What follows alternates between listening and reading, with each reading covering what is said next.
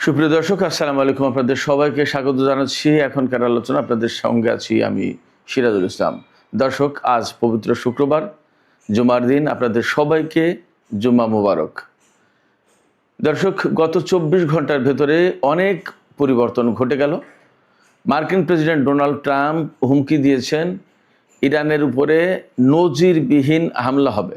তিনি বলেছেন আমেরিকা এত বড় হামলা চালাবে যা এর আগে কখনো করেনি। এপাশে ইরান বলেছে যে কোনো পরিস্থিতি মোকাবেলার জন্য তারা প্রস্তুত এবং ব্রিটেনকে হুঁশিয়ারি উচ্চারণ করে বলেছে আমেরিকাকে যুদ্ধে সহযোগিতা করলে পরিণতি ভোগ করতে হবে। এই হুমকি পাল্টা হুমকির ভেতরে ইসরায়েলের বিভিন্ন শহরের মেয়ররা সরকারি যে বোম শেল্টার আছে সেগুলো খুলে দেওয়ার কথা ঘোষণা করেছেন। তাহলে এখান থেকে কি ইঙ্গিত মিলছে ইসরায়েল নতুন সংঘাতে জড়িয়ে যাবে? এর চেয়েও বড় ইঙ্গিত কি এমনটি যে পুরো মধ্যপ্রাচ্য ভয়াবহ যুদ্ধের ভেতরে আবার পড়তে যাচ্ছে? এই অবস্থায় ইরাকের প্রধানমন্ত্রী এসেছিলেন ইরানে। আমেরিকার পক্ষ থেকে দেয়া যুদ্ধবিরতির প্রস্তাব তুলে ধরেছিলেন ইরানের সামনে, কিন্তু ইরান তা প্রত্যাখ্যান করেছে। এই অবস্থায় আন্তর্জাতিক বাজারে তেলের দাম আকাশচুম্বী হয়ে গেছে। $100 ক্রস করেছে। নতুন করে মারাত্মক অনিশ্চয়তা তৈরি হয়েছে সারা বিশ্বের সামনে। এখন আসলে কি হতে যাচ্ছে? তাহলে কি বিশ্ব অর্থনীতি ভয়ঙ্কর ঝুঁকির মুখে পড়ল আবারও? সুপ্রিয় দর্শক, আমরা এই সমস্ত বিষয় নিয়ে, এর সাথে আরও কিছু ছোটোখাটো বিষয় আছে, যেমন ইরান আমেরিকার হামলা পাল্টা হামলার ঘটনা, কাজাকিস্তান থেকে তেল সরবরাহ মারাত্মকভাবে কমে যাওয়া, কেন কমলো, ইত্যাদি ইত্যাদি নিয়ে আমরা বিস্তারিত আলোচনা করার চেষ্টা করব। আশা করি আলোচনা খুবই ভালো লাগবে এবং আপনারা শেষ পর্যন্ত সঙ্গে থাকবেন। ভিডিও যদি ভালো লাগে তাহলে নিশ্চয়ই লাইক, কমেন্ট, শেয়ার করবেন এবং চ্যানেলটি সাবস্ক্রাইব করে সাথেই থাকবেন। দর্শক, চলুন আমরা মূল আলোচনায় চলে যাই। মার্কিন প্রেসিডেন্ট ডোনাল্ড ট্রাম্প এক্সিওস পত্রিকাকে দেয়া সাক্ষাৎকারে সুস্পষ্ট ঘোষণা দিয়েছেন যে তিনি ইরানের উপরে নজিরবিহীন হামলা চালাতে যাচ্ছেন। ট্রাম্প বলেছেন এত বড় হামলা হবে ইরানের উপর যা এর আগে কখনো হয়নি। তিনি আরও বলেছেন ইরানকে শাস্তি দিয়ে এখনও শেষ হয়নি, ইরান এখনও আসল শাস্তির মুখে পড়েনি। তিনি বলেছেন আমি ইরানের বিরুদ্ধে যে ভয়াবহ হামলা চালাতে যাচ্ছি সেই ব্যাপারে সিদ্ধান্ত চূড়ান্ত করার একেবারে কাছাকাছি। যে কোনো মুহূর্তে এই সিদ্ধান্ত চূড়ান্ত হবে এবং ইরানের উপরে ভয়াবহতম হামলা হবে।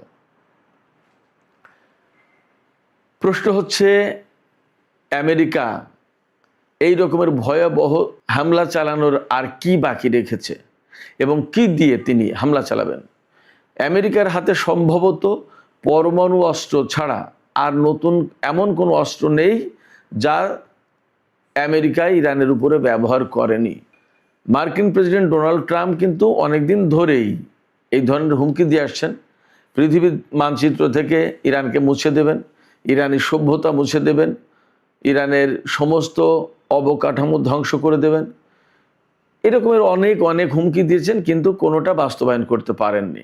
এবং আসলে আমেরিকা এগুলো বাস্তবায়ন করতে পারবে কিনা এবং এই ধরনের হামলা চালালে তার পরিণতি কি হবে সেটাও সম্ভবত ডোনাল্ড ট্রাম্পকে মাথায় রাখতে হচ্ছে।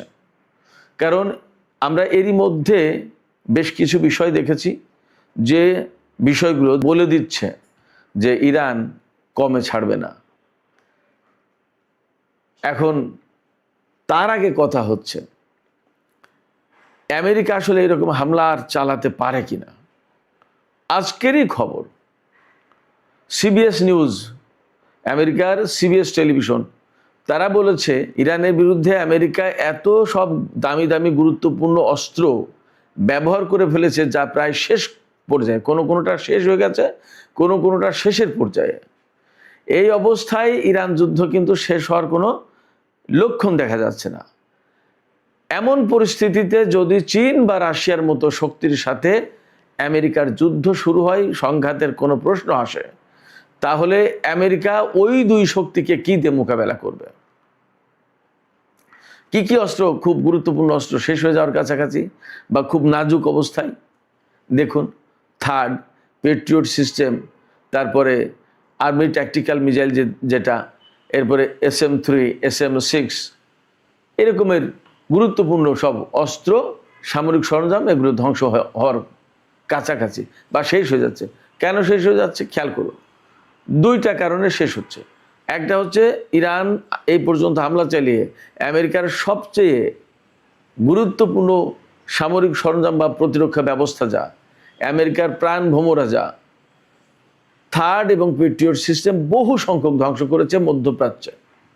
এবং আমরা জানি সেই 40 দিনের যুদ্ধের সময় প্রথম দিকেই দক্ষিণ কোরিয়া থেকে থার্ড টেনে আনতে বাধ্য হয়েছে। তার মানে কি মধ্যপ্রাচ্যে যে তাদের যে থার্ড এবং পেট্রিয়ট এগুলো সব ধ্বংস করে দিয়েছে। এরপরে সাম্প্রতিক সময়ে আর্মি ট্যাকটিক্যাল মিসাইল যেটা হাইমার্স সিস্টেম যেটা, এটা তো প্রচুর ব্যবহার করছিল কুয়েত থেকে। কুয়েতে প্রতিদিন ইরান হামলা চালাচ্ছে এবং কুয়েতে মার্কিন যে অবস্থা প্রায় ধ্বংসের কাছে, জর্ডানে একই অবস্থা, কাতারের পরিস্থিতি, বাহরাইনের পরিস্থিতি, মানে মধ্যপ্রাচ্যে আমেরিকার অবস্থা অত্যন্ত নাজুক। মধ্যপ্রাচ্যের ঘাঁটিগুলো ব্যবহার করে আমেরিকা এখন ইরানের উপর খুব বেশি বড় কোনো হামলা চালাতে পারবে না, সেই পরিস্থিতি নেই। নট অনলি দ্যাট, IRGCর পক্ষ থেকে আরও একটা গুরুত্বপূর্ণ ঘোষণা দেওয়া হয়েছে। ভারত মহাসাগরে আমেরিকার যে সমস্ত যুদ্ধ জাহাজ মোতায়েন করা আছে, এতদিন ইরানের দক্ষিণ অঞ্চলে বা ইরানের ভিতরে বিভিন্ন সময় এই সমস্ত জাহাজ থেকেই ক্ষেপণাস্ত্র হামলা চালানো হচ্ছিল। IRGC বলছে ভারত মহাসাগরে অবস্থানরত মার্কিন জাহাজগুলোতে ক্ষেপণাস্ত্র শেষ। এখন এই জন্য তারা এই ক্ষেপণাস্ত্র আর ব্যবহার করতে পারছে না। তারা এখন কি করছে, ব্রিটেনের রয়্যাল এয়ারফোর্স ফেয়ারফোর্ড বিমান ঘাঁটি, সেখানে বোমারু বিমান মোতায়েন করেছে, সেখান থেকে ইরানের উপর হামলা চালাবে বা চালাচ্ছে।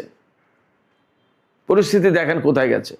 তার মানে আমেরিকা কিন্তু খুবই নাজুক অবস্থার ভিতরে। এটা আমার কথা না, খোদ মার্কিন গণমাধ্যম CBS নিউজ বলছে। এই অবস্থায় ডোনাল্ড ট্রাম্প এক্সিসের কাছে হুমকি দিচ্ছেন যে ইরানের বিরুদ্ধে তিনি এমন হামলা চালাবেন যে হামলা এর আগে কখনো হয়নি, এবং ইরানকে শাস্তি দিয়ে এখন অনেক বাকি আছে, সব শাস্তি দেওয়া হয়নি। প্রশ্ন হচ্ছে ইরানকে শাস্তি দিতে গিয়ে আমেরিকা নিজেই শাস্তির মুখে পড়ছে কিনা, কারণ পরিস্থিতি আমেরিকার জন্য খুবই সংকটাপন্ন। মধ্যপ্রাচ্যের প্রায় সমস্ত ঘাঁটি শেষ। তাহলে এই পরিস্থিতিতে যা সমস্ত আকার ইঙ্গিত থেকে মিলছে, ইসরায়েলের মেয়ররা বিভিন্ন শহরের বোমা আশ্রয় কেন্দ্র, যখন বোমা মারবে, ক্ষেপণাস্ত্র মারবে ইরান, তখন যাতে লোকজন আশ্রয় কেন্দ্রে যেতে পারে, শেল্টারে যেতে পারে, সেই শেল্টারগুলো খুলে দেওয়ার ঘোষণা দিয়েছে। তার মানে কি? তার মানে হচ্ছে আমেরিকা নিশ্চয়ই ইউরোপের বিভিন্ন ঘাঁটি ব্যবহার করে ইরানের সাথে যুদ্ধে যাচ্ছে, হামলা চালাতে যাচ্ছে, এবং এই হামলায় ইসরায়েল জড়িয়ে পড়বে। এই হামলায় যদি ইসরায়েল জড়িয়ে পড়ে, তাহলে ইরানও ইসরায়েলে হামলা চালাবে, এবং তখন সাধারণ লোকজনকে বাঁচানোর জন্য বোমা শেল্টার খুলে দিতে হবে, এবং দিচ্ছে। এখন এই জায়গায় একটা গুরুত্বপূর্ণ কথা আছে। গুরুত্বপূর্ণ কথা হচ্ছে এই যে ইসরায়েল যদি যুদ্ধে জড়িয়ে যায়, তাহলে এবার পরিস্থিতি আসলে কি দাঁড়াবে। আপনারা সবাই নিশ্চিত থাকতে পারেন, এবার যদি আমেরিকা এবং ইসরায়েল দুইজন একসাথে ইরানের বিরুদ্ধে যুদ্ধ করে, তাহলে সমূহ আশঙ্কা আছে তারা পরমাণু অস্ত্র ব্যবহার করবে, এমন একটা আশঙ্কা আছে।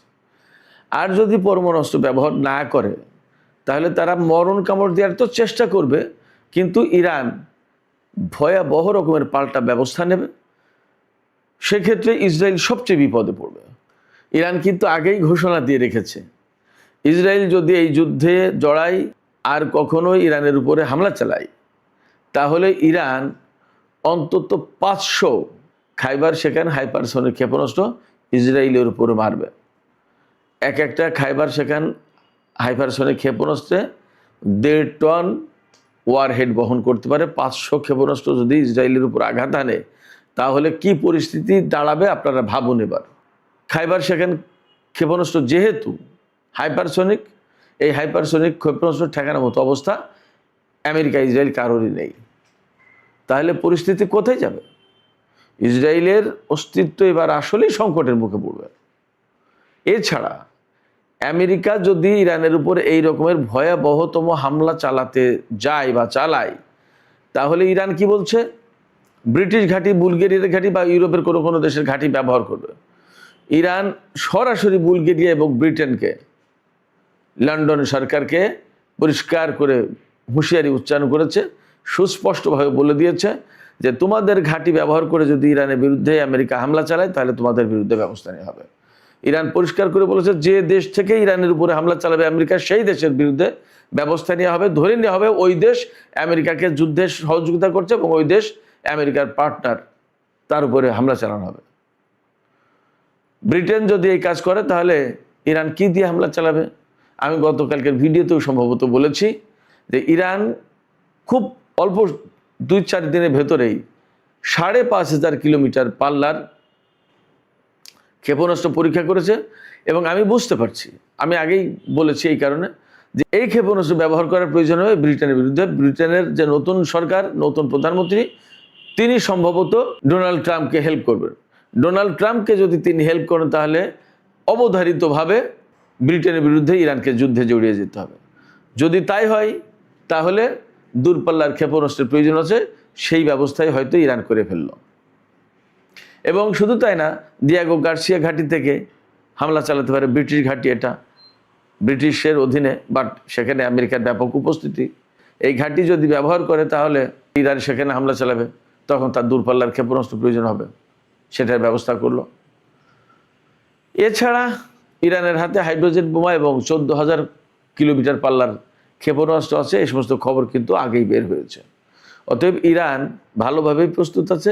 নট অনলি দ্যাট, এই জায়গায় প্রশ্ন এসে যাবে, ব্রিটেন যদি আমেরিকাকে সাহায্য করে, বুলগেরিয়া যদি আমেরিকাকে হামলা চালানোর জন্য সাহায্য করে বিমান ঘাঁটি দিয়ে, তাহলে ইরানকে এই সমস্ত দেশে হামলা চালাতে হবে বা চালাবে। যদি তাই চালায় তাহলে নেটো দেশগুলো জড়িয়ে যাচ্ছে কিনা সেই আশঙ্কা ব্যাপক। এই জায়গা থেকেই কিন্তু এই আশঙ্কা আসছে যে তাহলে রাশিয়া এবং চীন এই যুদ্ধে জড়িয়ে যেতে পারে কিনা। এরই মধ্যে কিন্তু আমেরিকা কঠিনভাবে রাশিয়ার বিরুদ্ধে অভিযোগ তুলেছে যে মধ্যপ্রাচ্যের সিআইএর ঘাঁটিগুলো যে ইরান ধ্বংস করে দিয়েছে। ইরান এত এত radar system, early warning system, এত এত বিমান ধ্বংস করলো, ঘাঁটি ধ্বংস করলো, একদম পিন পয়েন্ট অ্যাকুরেসিতে হামলা চালাচ্ছে। কিভাবে করছে? এটা কি ইরানের প্রযুক্তি, ইরানের সক্ষমতা, নাকি রাশিয়া গোয়েন্দা তথ্য দিয়ে, স্যাটেলাইট দিয়ে এবং সিস্টেম দিয়ে তাকে এই হেল্প করছে? আমেরিকা বারবার অভিযোগ করছে, খুব স্ট্রংলি অভিযোগ করছে যে রাশিয়া দিচ্ছে এবং এ ব্যাপারে তদন্ত হচ্ছে। যদি তাই হয় তাহলে কি হবে? এবং আপনাদেরকে আমি আর একটা কথা বলে রাখি, ইউরোপের যে সমস্ত দেশের সাথে রাশিয়ার শত্রুতা, তার ভিতরে সবচেয়ে কড়া শত্রুতা, বেশি শত্রুতা হচ্ছে ব্রিটেনের সাথে। এবং রাশিয়া বারবার অভিযোগ করে আসে এই ইউক্রেন যুদ্ধে ব্রিটেন ইউক্রেনকে শুধু গোয়েন্দা তথ্য, অস্ত্র দিয়ে না, সরাসরি ইউক্রেনের মাটিতে ব্রিটিশ সেনারা অংশ নিচ্ছে রাশিয়ার বিরুদ্ধে যুদ্ধে। অর্থাৎ ব্রিটিশ সেনারা রাশিয়ার বিরুদ্ধে যুদ্ধ করছে, রাশিয়া এইরকম অভিযোগ করে আসছে বহুদিন থেকে। তার মানে হচ্ছে যে যখন ব্রিটেন এইখানে ইরানের সাথে জড়িয়ে যাবে যুদ্ধে, তখন কিন্তু এই যুদ্ধ বৃহৎ অঙ্গনে ছড়িয়ে পড়ার আশঙ্কা আছে। এবং আমি আবারও আশঙ্কা ব্যক্ত করছি, এই জায়গা থেকে এরকম সূত্র ধরে ছোট ছোট ছোট ঘটনা থেকে কিন্তু বৃহত্তর যুদ্ধ, এমনকি তৃতীয় বিশ্বযুদ্ধ শুরু হতে পারে, এমন আশঙ্কা আছে। অবশ্যই এই পাশে আরেকটা কথা থেকে যাচ্ছে, মার্কিন প্রেসিডেন্ট যে হুমকি দিয়েছেন, ইসরায়েল যে বোম শেল্টার খুলে দিচ্ছে, ইরানের নিযুক্ত ব্রিটেনের রাষ্ট্রদূত ব্রিটিশ দূতাবাসের যে সমস্ত স্টাফ, ডিপ্লোম্যাট আছে, তাদেরকে ইরান থেকে সরিয়ে নিয়ে যাওয়ার প্রচেষ্টা চালাচ্ছে। এবং এই ব্যাপারে একটা গোপন খবর বের হয়েছে যে তিনি ইউরোপীয় যত রাষ্ট্রদূত তাদের সবাইকে ডেকেছিলেন এবং এই প্রস্তাব দিয়েছিলেন যে আমরা ইরানের উপর একটা রাজনৈতিক, কূটনৈতিক চাপ সৃষ্টি করি, কিন্তু অনেকে তাতে রাজি হয়নি। তো এই যে ব্রিটেনের তৎপরতা, আমেরিকার হুমকি, ইসরায়েলের এই যে বোম শেল্টার খুলে দেয়া বা তাদের আকার ইঙ্গিতে ইরানকে হুমকি দেয়া, এগুলো নিতান্তই হুমকি, ইরানকে চাপে ফেলার চেষ্টা কিনা সেটা একটা প্রশ্ন। আমরা দেখতে পাচ্ছি গতকালকেই কিন্তু মার্কিন পররাষ্ট্রমন্ত্রী মার্কো রুবিও বলেছিল যে ইরান চুক্তির জন্য মরিয়া হয়ে গেছে। অবশ্য তিনি একই সাথে বলেছিলেন যে আসলে তারা চুক্তি চায় কিনা সেটাও সন্দেহ। আবার মার্কিন প্রেসিডেন্ট কয়েকদিন ধরে বলছেন যে ইরান চুক্তি চাচ্ছে। আবার তিনি যুদ্ধের হুমকি দিচ্ছেন। ইরাকের প্রধানমন্ত্রীকে আমন্ত্রণ জানিয়ে তার মাধ্যমে আলী আল জাইদির মাধ্যমে ইরানের কাছে বিরতির প্রস্তাব পাঠিয়েছে, কিন্তু ইরান সেই যুদ্ধবিরতির প্রস্তাব গ্রহণ করেনি। বলেছে যে না, আমরা কোনো অস্থায়ী যুদ্ধবিরতির দিকে যাব না, আমরা একেবারে চির অবসান ঘটবে যুদ্ধের এইরকম একটা অবস্থার দিকে যেতে চাই। তাতে তারা যদি সেই রকম চুক্তি করতে চায় দেন হবে, আদারওয়াইজ যুদ্ধের ভেতর দিয়েই ফয়সালা হবে। এবং ইরানের পক্ষ থেকে মোটামুটি এখন মোটা দাগে বার্তা হচ্ছে তারা যুদ্ধবিরতিতে বা আমেরিকার সাথে এই ধরনের কোনো আলোচনা যাবে না, কারণ তারা যখনই আলোচনা যাবে তখনই ইরান এতদিন যে কাজ করেছিল আবার সেটা ফুলফিল করবে, অর্থাৎ আবার তারা গুছিয়ে নিতে পারবে। এই জায়গা থেকে ইরান আর যেতে চাচ্ছে না, মোটামুটিভাবে খবর বা তাদের মনোভাব এইরকম। তাহলে কি দাঁড়াচ্ছে? তাহলে দাঁড়াচ্ছে মধ্যপ্রাচ্যে সম্ভবত যুদ্ধ এইভাবে চলতেই থাকবে। আমেরিকাকেই তার পথ বেছে নিতে হবে। সেই জায়গায় হয় তাকে পরমাণু অস্ত্র ব্যবহার করতে হবে, আর না হলে তাকে যুদ্ধ বাদ দিয়ে সরে যেতে হবে। এছাড়া বিকল্প আর কোনো অস্ত্র নেই যা ব্যবহার করে তারা ইরানকে হারাতে পারবে। ইরান অসম্ভব রকমের অ্যাডামেন্ট অবস্থায় আছে এই মুহূর্তে। যখন এই রকম পরিস্থিতি, তার মানে ইরান খুব শক্ত অবস্থানে আছে যে তারা কোনো আলোচনা অথবা সোকল্ড যুদ্ধবিরতি, শান্তির উদ্যোগ এই সমস্ত দিকে আর মনে হয় যাবে না। যদি তাই না হয় তাহলে ইরান তার প্রস্তুতিটা ওইভাবে নিয়েই তারপরে এই অবস্থানে গেছে। এই অবস্থায় বিশ্ববাজারে কিন্তু তেলের দাম আবার নতুন করে বেড়েছে। আজকের বাজারের খবর হচ্ছে ব্রেন্ট ক্রুড অয়েল যেটা প্রতি ব্যারেল $100 পার হয়ে গেছিল, একটু কমে $100 এসেছে। আর ওয়েস্ট টেক্সাস ইন্টারমিডিয়েট যেটা সেটা $90 উপরে। তেলের দাম যখনই বেড়ে যাচ্ছে বিশ্ব অর্থনীতি ক্ষতিগ্রস্ত হচ্ছে, অস্থিতিশীল হয়ে যাচ্ছে এবং সারা বিশ্বের চাপ পড়বে, আমাদের উপরে চাপ পড়বে, তাতে কোনো সন্দেহ নেই। হরমুজ প্রণালী এবং বাব আল মানদেব প্রণালী একেবারে আটকা। এর ভিতরে নতুন খবর হচ্ছে কাজাখস্তান থেকে প্রতিদিন তেল উত্তোলন হয় প্রায় 20 লাখ ব্যারেল, আর সেই তেলের প্রায় 16 থেকে 17 লাখ প্রতিদিন রপ্তানি হয়। এবং কাজাখস্তানের তেলের প্রায় 80% বেশি একটা পাইপলাইন দিয়ে রপ্তানি হয়। সেই পাইপলাইনটা কাস্পিয়ান সাগর থেকে রাশিয়ার দিকে গেছে এবং কৃষ্ণ সাগরের তীরে গেছে সম্ভবত। এই পাইপলাইনটা ক্ষতিগ্রস্ত হয়েছে ইউক্রেনের হামলায়, আরও মেনটেন্যান্স আরও বিভিন্ন রকমের সংকট আছে, যার কারণে এই পাইপলাইন দিয়ে এখন তেলের রপ্তানি অনেক অনেক কমে গেছে। বিশ্ববাজারে আর এক চাপ সৃষ্টি হয়েছে। তার মানে দাঁড়াচ্ছে আমরা এই মুহূর্তে এত বেশি অনিশ্চিত অবস্থার ভেতরে তেল গ্যাসের দিক দিয়ে সারা বিশ্বের মানুষ, এতটা অনিশ্চয়তা 40 দিনের যুদ্ধের সময় হয়নি। সেক্ষেত্রে আমি মনে করি, আমি আবারও বলি যে গুরুত্বপূর্ণ রাষ্ট্রগুলোর বা আমাদের বাংলাদেশ সরকারের পক্ষ থেকেও এই ব্যাপারে ডিপ্লোম্যাটিক ইনিশিয়েটিভ অর্থাৎ কূটনৈতিক উদ্যোগ নেওয়া দরকার, যেখান থেকে একটা ভালো রেজাল্ট আসতে পারে, যুদ্ধের অবসান ঘটতে পারে। যুদ্ধের অবসান না ঘটলেও অন্তত তেলের প্রবাহ ঠিক রাখা যায় কিনা তার একটা ব্যবস্থা করার চেষ্টা করা উচিত। এখানে আমেরিকা যতক্ষণ পর্যন্ত হরমুজ প্রণালীতে ইরানের কর্তৃত্ব মেনে না নেবে, অর্থাৎ হরমুজ প্রণালীর ব্যবস্থাপনার দায় দায়িত্ব ইরানের উপরে থাকবে, এটা যতক্ষণ পর্যন্ত আমেরিকা মেনে না নেবে ততক্ষণ পর্যন্ত হরমুজ প্রণালী ইরান খুলে দেবে না। এটা ইরানের অবস্থান একদম পরিষ্কার বোঝা যাচ্ছে। তো বিশ্বের অর্থনীতি এবং তেলের বাজার যদি ঠিক রাখতে হয় তাহলে বাস্তবতা আমেরিকাকে, বিশ্ব নেতৃবৃন্দকে বুঝতে হবে। সুপ্রিয় দর্শক, এখনকার আলোচনা শেষ করব, তার আগে ফিলিস্তিনের একটু সামান্য খবর দিয়ে শেষ করি। ফিলিস্তিনের পশ্চিম তীরের একটি গ্রামে ইসরায়েলি যে সমস্ত অবৈধ বসবাসকারী রয়েছে তারা ফিলিস্তিনিদের উপর হামলা চালিয়েছিল এবং ফিলিস্তিনিরা সেখানে তাদের বিরুদ্ধে প্রতিরোধ গড়ে তুলেছিল। তাতে সেখানে গোলাগুলি হয়, বেশ বড় সংঘর্ষ হয়।